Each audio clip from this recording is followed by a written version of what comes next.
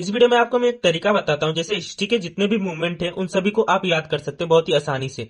जैसे मैं एक एग्जांपल भी लेकर आपको समझाऊंगा आपको आंसर कैसे लिखना है हिस्ट्री का।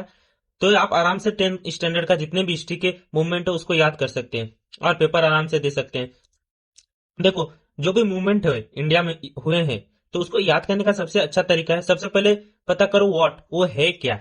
देन व्हेन, कब हुआ। व्हाई, क्यों हुआ। उसका एम क्या था, कारण क्या था। मतलब अगर मैंने कोई मूवमेंट, मेरे पे कोई अत्याचार कर रहा है तो मैं उसके अगेंस्ट क्या करूंगा, लड़ूंगा। तो मेरे को क्या चाहिए, राइट्स, वो सब एम बताने का। फिर रिजल्ट क्या मिला मेरे को, मतलब मेरे साथ न्याय हुआ कि नहीं, फिर कंक्लूजन। तो इस फॉर्मेट में अगर आप लिखोगे तो आपको सभी मूवमेंट याद रहेंगे। एग्जाम्पल भी मैं आपको समझाता हूँ। देखो, व्हाट, सबसे मैं एक एग्जाम्पल लिया हूँ, ट्राइबल मूवमेंट। तो व्हाट, ट्राइबल मूवमेंट क्या है, एक प्रोटेस्ट हुआ था। जो भी ट्राइबल कम्युनिटी थी उन्होंने क्या किया था, प्रोटेस्ट किया था। किसके अगेंस्ट, ब्रिटिश रूल के अगेंस्ट किया था। तो आप चाहो तो इस फॉर्मेट में भी लिख सकते हो व्हाट। आप कहोगे इतना बड़ा हमको तो याद ही करना पड़ेगा, ऐसा नहीं है। आप ऑन वर्ड में भी लिख सकते हो, ऐसे लिख सकते हो। Tribal movement was started by tribal committees against exploitation, injustice and loss of land. उनकी जो जमीनें थी जंगल का, वो क्या कर रहे थे, ब्रिटिश अपने अंडर ले रहे थे। और उनकी जो राइट्स थी, यानी कि उनका जो कल्चर था, उसको डिस्ट्रॉय कर रहे थे। तो ये आपको दो चीज मेंशन करना पड़ेगा।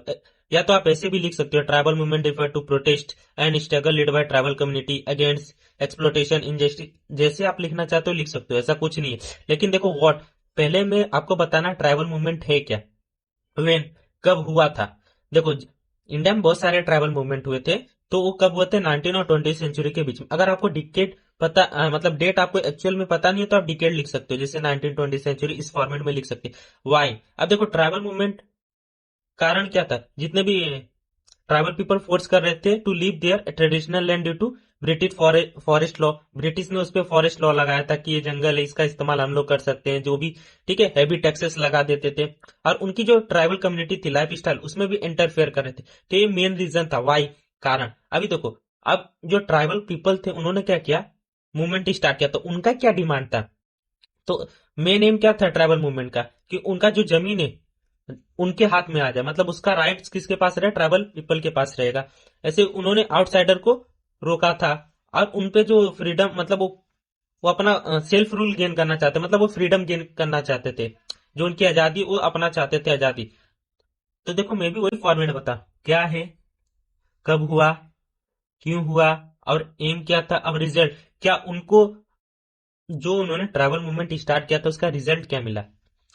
देखो, बहुत सारे मूवमेंट हुए थे जो ब्रिटिश गवर्नमेंट ने क्या किया था, उसको दबा दिया था।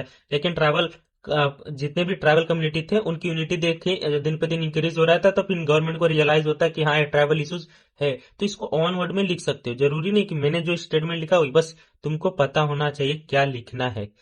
ठीक है। कंक्लूजन, जैसे यहाँ पर लिखा, tribal movement play an important role in restating British rule and highlighted the problem face by indigenous community in India.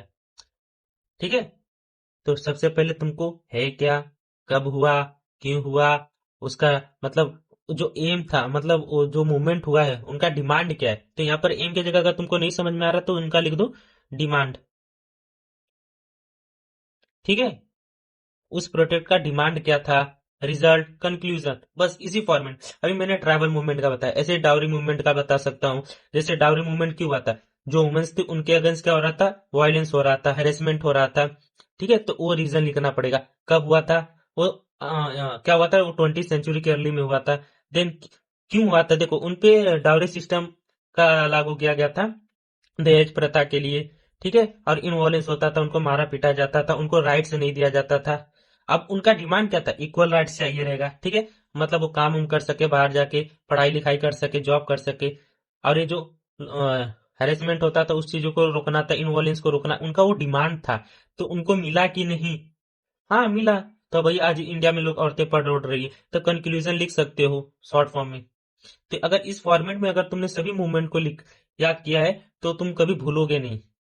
तो हिस्ट्री के जितने भी मूवमेंट है तुम सिर्फ एक बार याद कर लो कि वो है क्या, वो बोलना क्या चाहता है, फिर ऑन वर्ड में लिख लो, एक एक लाइन लिखना है। ट्रैवल मूवमेंट एक कब हुआ था, 19th सेंचुरी, तो ऐसे लिख देना है, tribal movement was started in 19th century. ऐसे ऑन वर्ड में लिख दो, कोई जरूरी नहीं है।